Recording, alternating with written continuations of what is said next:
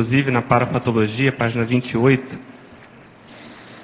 Você pode comentar a última frase?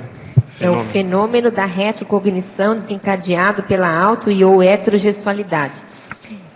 Eu tive experiências nesse sentido, inclusive dando aula. Eu estava dando um ECP1 com uma pessoa, com um professor, e no término do ECP1, esse professor, ele instintivamente, ele fez assim. Ele abraçou, ele juntou as duas mãos e agradeceu.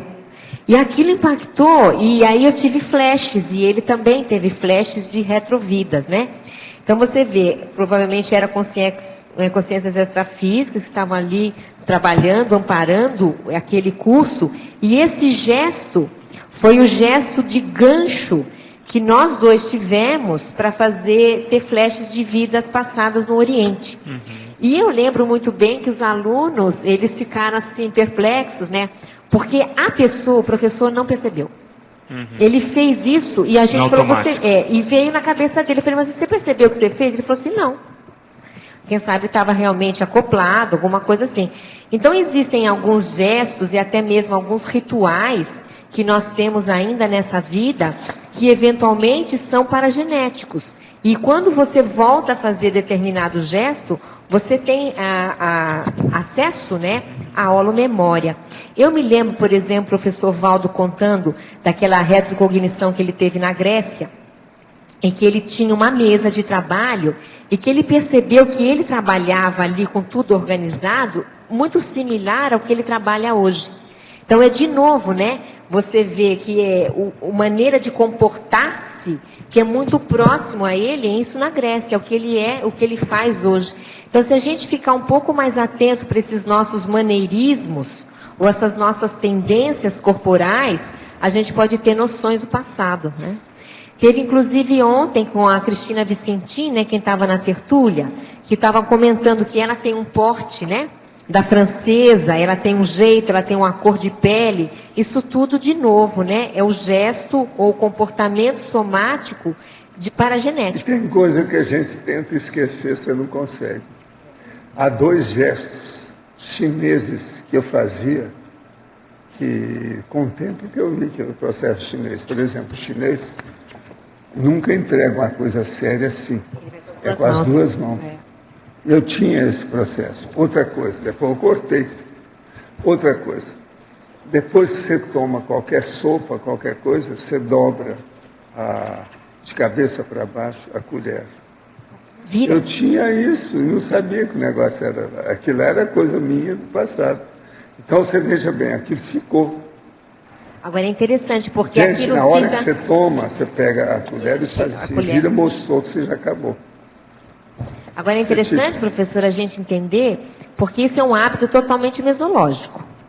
Né? É social, é contextual. Mas e, no é paragenética. e, no entanto... Agora, por aí a gente vê que a paragenética também, ela cria automatismos.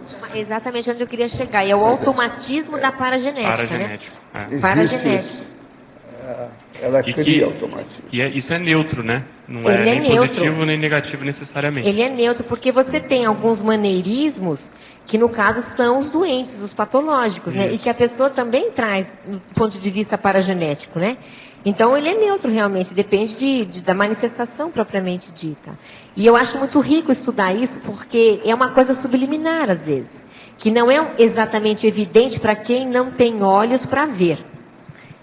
Então, você tem que ter olhos para... Agora, o problema mais sério também é aquilo que eu estava até escrevendo essa noite, andei escrevendo lá, 2 verbetes para o dicionário, que é a sociosfera e a parasociosfera, que é justamente o processo da mesologia, que é o holopensene. Que é o holopensene. Agora, hoje o nome que eles gostam de usar é sociosfera.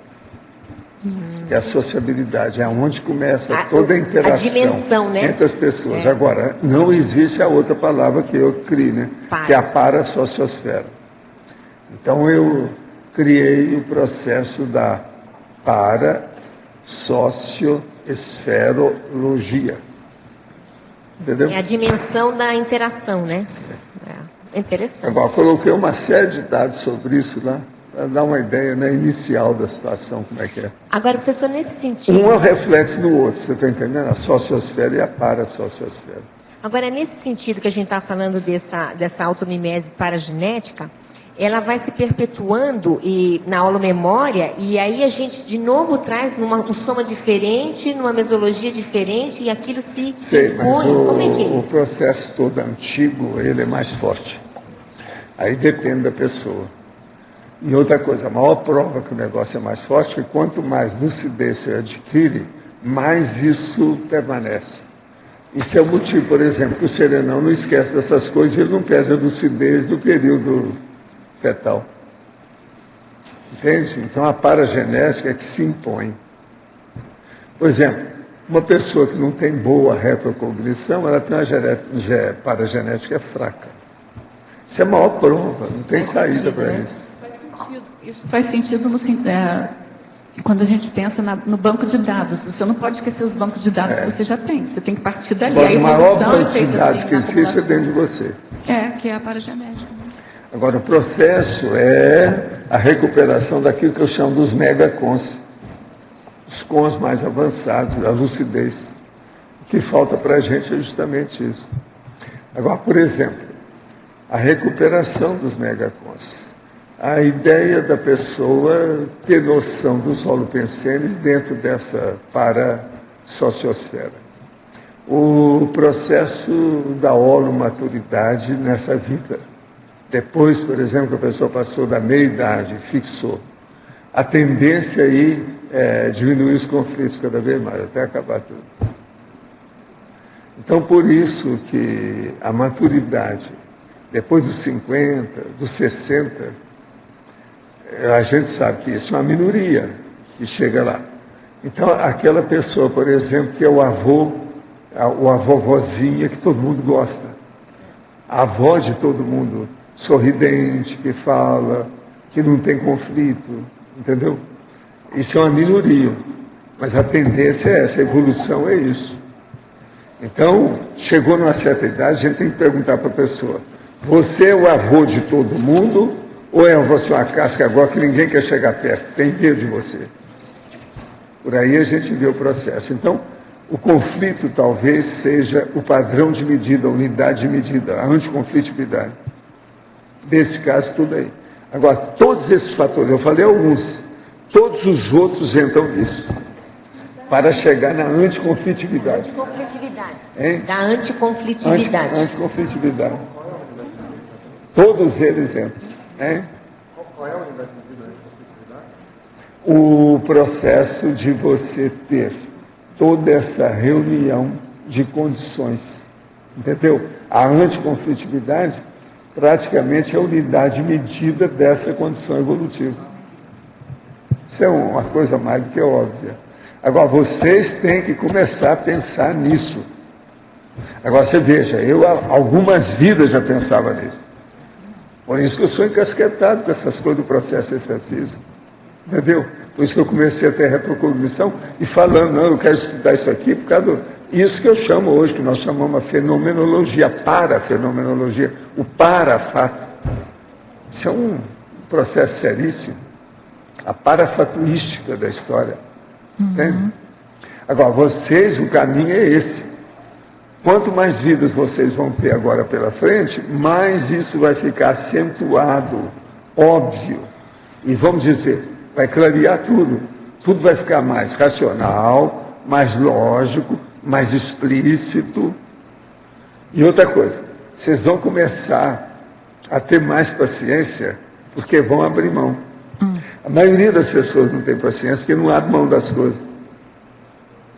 Vocês já raciocinaram sobre isso? A maioria aqui esquece isso. Mas você está falando paciência com tudo, com todos? Como é que paciência é Com o essa? mundo, com o cosmos.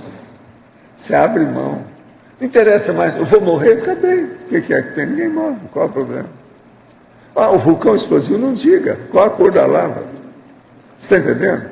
É aquele negócio do avião lá com a Graça e o Eloy. Mesma coisa. Outra coisa, isso não tem assim grande façanha, ou isso não é um feito, isso não é um prodígio. Não.